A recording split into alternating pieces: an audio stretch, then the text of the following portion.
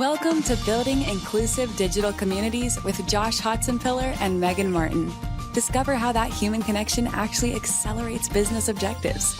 Get ready to transform and grow.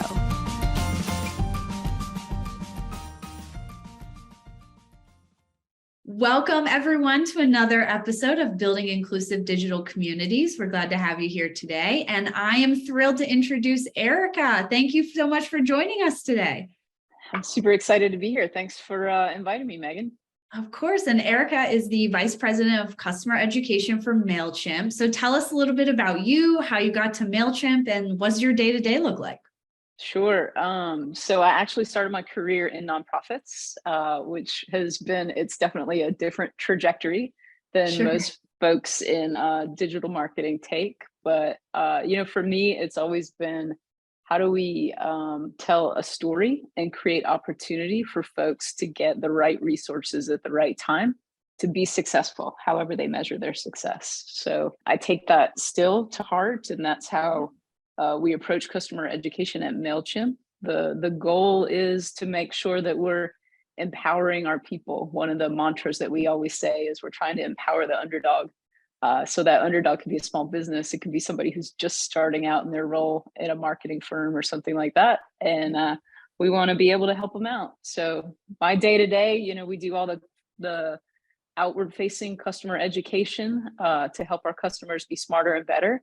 We also turn the lens inward, and we do all of the empowerment of our people so they know how to talk to folks in a way that's inclusive, so they can really explain the product and the outcomes in a way that we're really trying to help everybody be better and more successful. That's awesome. So how does some of the education and making people better and awesome apply to your growth strategy at Mailchimp? I think some of it seems kind of obvious, but how do you play in the larger structural organization, goals and mission? Sure. So we are, one of the great things about customer education, it is a good opportunity to meet customers where they are. If they're frustrated or they can't figure something out, or they want to be better and figure out, how can I grow my marketing program or something like this. We're very fortunate. We've got a very strong operations and data team, so they can help us track and show impact of our educational content. How does that help customers feel more successful? We've got tight ties and links with our sales team and our CS teams. They send lots and lots of our educational content out to customers to either bring them on so they can see sort of a non-biased, sort of salesy approach to how the product actually works. And then our customer success team sends out our content to customers as well that might have questions or where they see an opportunity to unlock different portions of the app. We also do a lot of live webinars, which we love. We've got that chance to come at it with a topic and work with our customers, and then just get all their questions coming at us. And sometimes they're, sort of off topic, but we're there and we can be that kind of lifeline, and we can really help support them in a fun way. And also, our customers are awesome. They ask random weird questions. We did one 2 days ago, and one of the presenters has beautiful, beautiful long hair. And one of the questions was, Cody, how do you take care of your hair? Oh, and so I need that answer. We popped it up because that's the thing. It's the more we can have fun and, help folks be smarter and better at the same time. That's where we're having a success. Oh, and I think that plays into why people show up and are your customers anyway. They feel a part of the conversation, and clearly you have created a safe place where a customer can join a webinar and ask about hair care products, from your speakers. Most people probably wouldn't think to ask that or feel comfortable asking that. So I think it plays into the environment you guys have created with your customers, and really feeling included in the conversation where they feel like they knew Cody, that they could ask him about his luscious hair. Exactly. I love that. Yeah, one of the things that we are fortunate with the Mailchimp brand, like any of our advertising and the way that we approach things, it's a little weird sometimes. We've got like a dancing rug for one of our latest campaigns, and an owl cat bat that talks. And I think that helps our customers feel like they can be themselves whenever they're asking us questions, or whenever they're really kind of looking to engage with educational content. And in our communities, they can have that vulnerability to say, I don't understand it, or this is what my boss wants from me. How can you help me figure out these data or these metrics so I can report back? And we're very fortunate to be able to have that sort of in the outset, to be able to approach folks in that way. Oh, I absolutely love that. And, weird used to be such like a naughty word. And I have just fully embraced my own weirdness, and even have a sign in my office that says weird is a side effect of awesome. And so I think, to your point of vulnerability, like that's what inclusion feels like, where everyone can come with their vulnerabilities, can come, with their story and their weirdness, and show up and feel included and feel part of the conversation, asking about hair care or how to be best practice in marketing, or my boss came to me, I have no idea, I've never done a QBR before, what should I be looking for, right? Things like that. Yeah, I love it. 100%. And so when you think about some of the education programs you're creating and delivering out there, you talked about doing webinars. How do you have an inclusive lens when you start thinking about content development or even content delivery? What does inclusion look like in that for you? Yeah, I'm very, very grateful that one of the things that's just sort of core to who we are is DEI and belonging. I think a lot of organizations miss the belonging part. And so whenever we're recruiting or looking for folks that will work at Mailchimp, it's paramount to how we're bringing folks in. So we have different voices. We have folks from different experiences and backgrounds and from all over the world that are working at the company. And by doing that, we have folks that are coming in and they're thinking about things in a different way. So I think that's really important, to be able to, listen to a webinar or see a piece of recorded content, and you can see someone that looks like you, or see someone that kind of sounds like you, or something like that. I think that's a great connection point.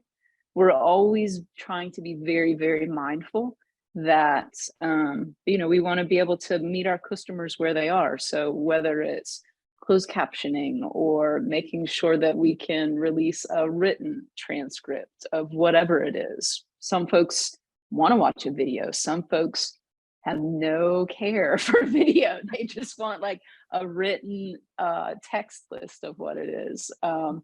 We're also thinking about, what ways do people like to consume content? We're sort of working through some opportunities to think about doing live educational content on TikTok. That's real different, but I think that's fun. I think it has an opportunity for folks to see it in different ways, experience it in different ways, and then pick and choose what feels good for them and what helps them be successful. Oh, I absolutely love that. And I think the message of meeting people where they are is just critical to success moving forward. And I think the pandemic completely changed the way we consume and think about digital, and what I'm willing to sacrifice for my company, or travel, or going to that event, or watching that webinar. I think you have to be diverse and inclusive, because not everyone is approaching it the exact same way. So I absolutely love that. So let's talk a little bit more about some of the methods you're delivering. So you just mentioned TikTok.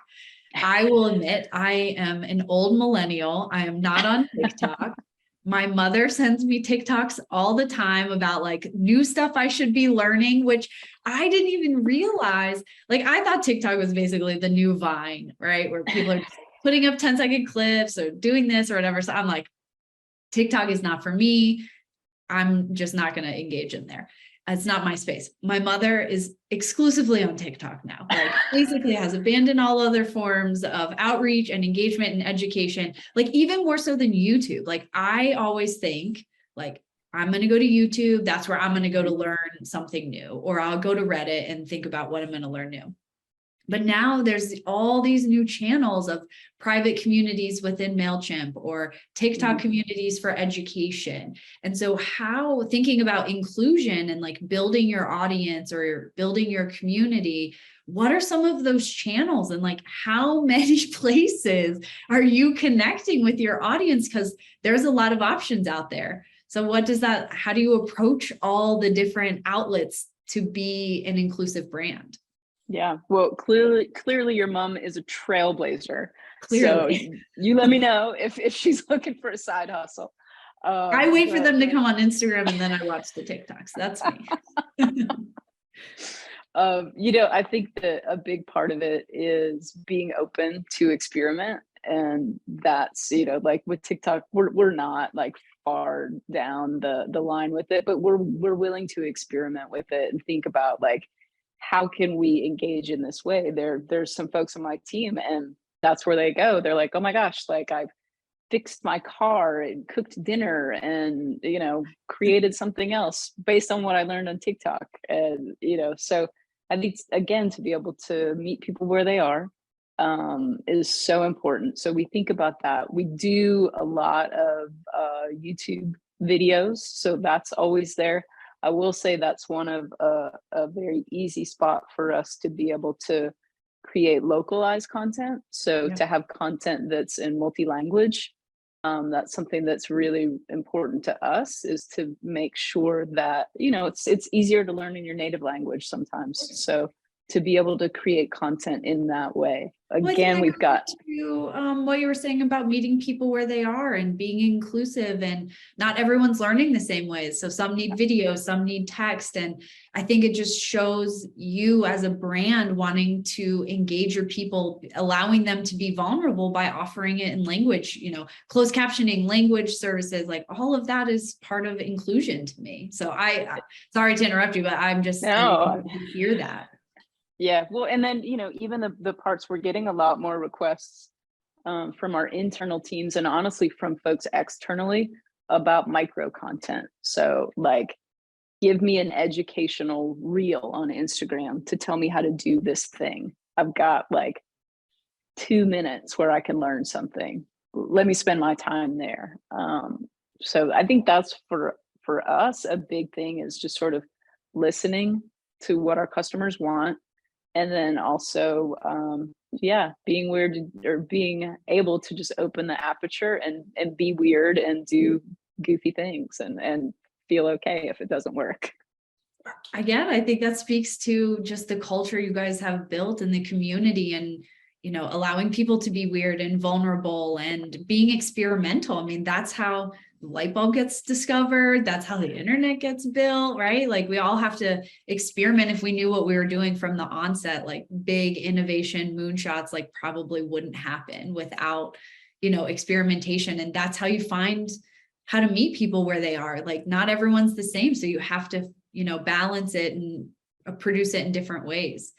So thinking about that, what were some of the challenges you had to overcome to create this really awesome inclusive environment that you guys have? I mean, you've been very experimental. You're doing a lot of different types of content between digital and in person on different formats, thinking about micro content. What are some of the challenges or roadblocks that you hit along the way to this awesome culture you've built? I think that there's to be able to really embrace that experimental culture, it does take vulnerability, and it, especially as content creators, everybody always wants to put their final draft in front of you, and it's hard to release something where there might be a mistake, or it might look a little weird, or look a little off or something like that. I remember we had a live webinar that was going on, and whatever, we're in the office and we're shooting it, and for some reason like the internet started to slow down, and so we had a gap in the live feed. And so the host was like, hey y'all, like we're a big company, we just had a gap because Wi-Fi went out.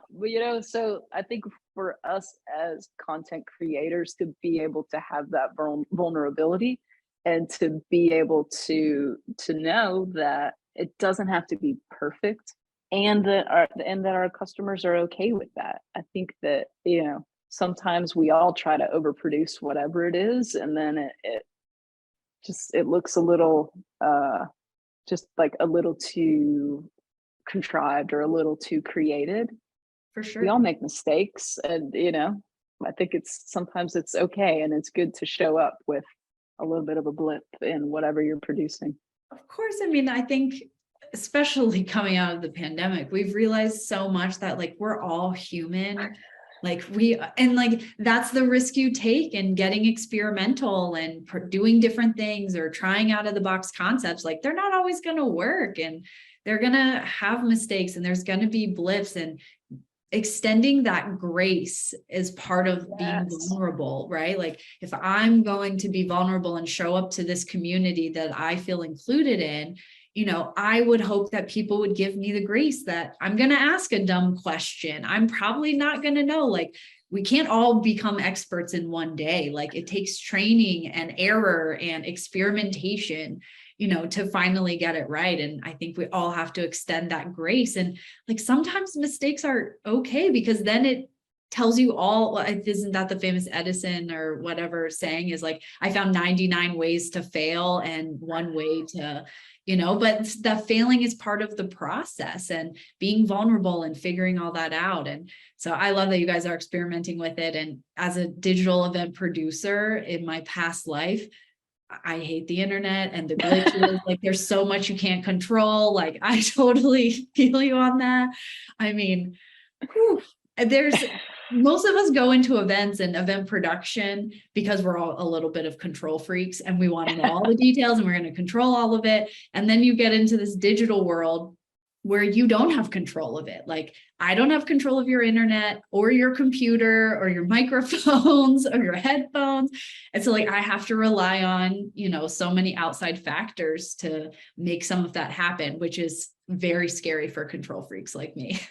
Yeah. Well, I love the way you said that it is about giving yourself some grace. And I think, you know, about giving your customers and your process some grace too, to know that there are opportunities and we can learn from anything, whatever it is, if we sort of give ourselves the grace and the space to take a pause and think about what happened and was it okay that it happened. I think that's where, you know, there's that kind of underlying value that sometimes we miss because we are just sort of running fast toward, oh, we want it to be super shiny and perfect. For sure. Yeah. And well, speaking on that, a couple final questions as we start wrapping up here. Like when you've talked a lot about listening to your customers and you seem to be a very active listener.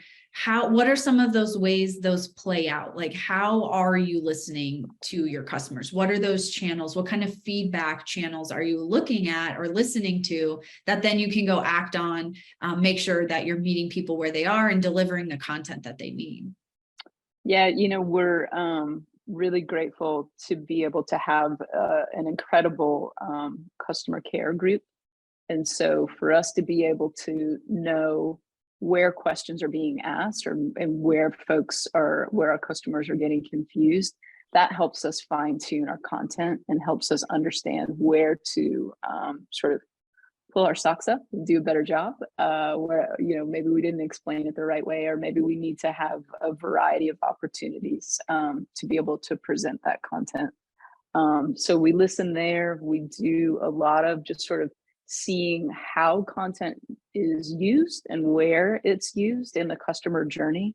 Right now, we're experimenting with lifting up content at specific points where it looks like a customer might be getting stuck, or when we know this is a little bit of a harder portion of the app, like let's pop up a piece of education that you can snooze and make it go away, or you can take a minute and watch it sort of in that moment. Gotcha.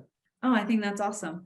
So thinking about as someone who maybe in their first career doing customer engagement or some type of community engagement, what's maybe the first place they should go or think about when they're thinking about having an ideal customer engagement and making sure they're building that inclusive, safe space? Yeah, one of the things that I'm very excited to hear often with our parent company Intuit is think about everything with a day one mindset, which I think, if you're new in your career, obviously you're all day one.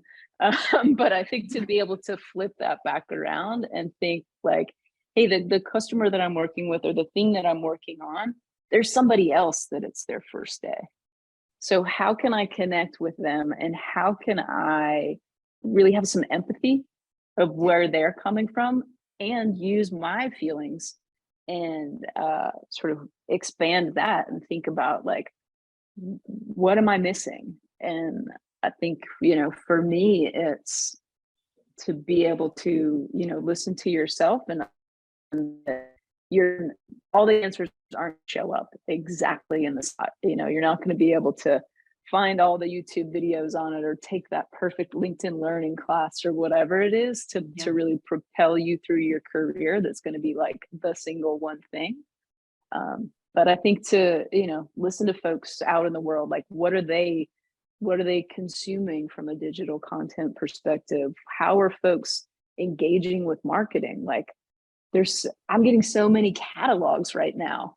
What's that about? Like prints back, so how do we think about that and engaging that in our customer journeys with the digital aspect? So I think it's just sort of opening up your mind and being willing to know that you don't have to sort of hammer through everything and push super hard. There are times where you have to take a step back and think about it and take the slow road. No, I love that. And you're totally right about print. Like if I get one more catalog from LA, I think they're single-handedly keeping USPS in business. But no, you're absolutely right. Taking a step back and thinking about that journey and where you're meeting people and where they're coming from and how they're connecting with you, I think is really important. So one final question for you. So as you look at your roadmap ahead, obviously going into some TikTok education is important there.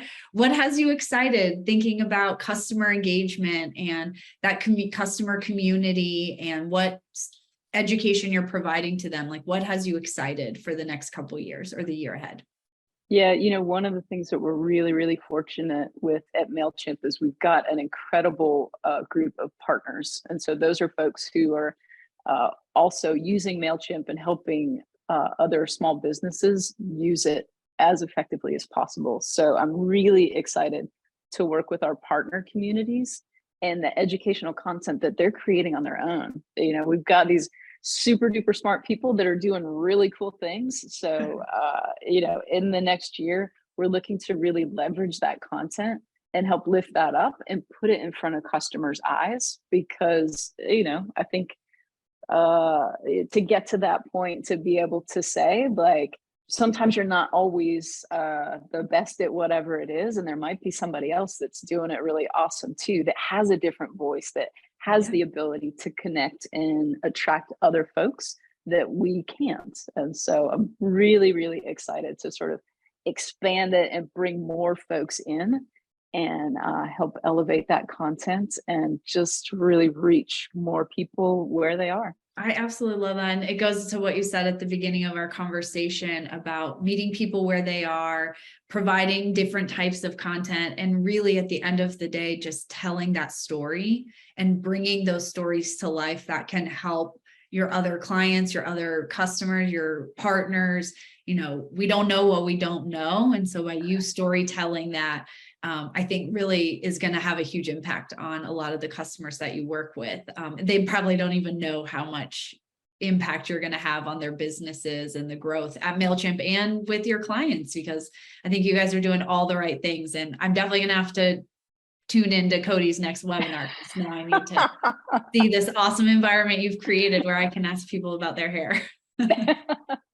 Well, we try and have fun along the way. I think that's definitely a key to success. If you're not having fun, then you're not doing it right. So Oh, well, I think we'll leave it right there because I completely agree with you. I had a lot of fun today in this conversation. It was such a pleasure to meet you. Thank you for joining us on this conversation about building digital inclusive communities. Great. Thanks so much. Thanks, everyone. Have a great day. Thanks for tuning in. We'll see you next time.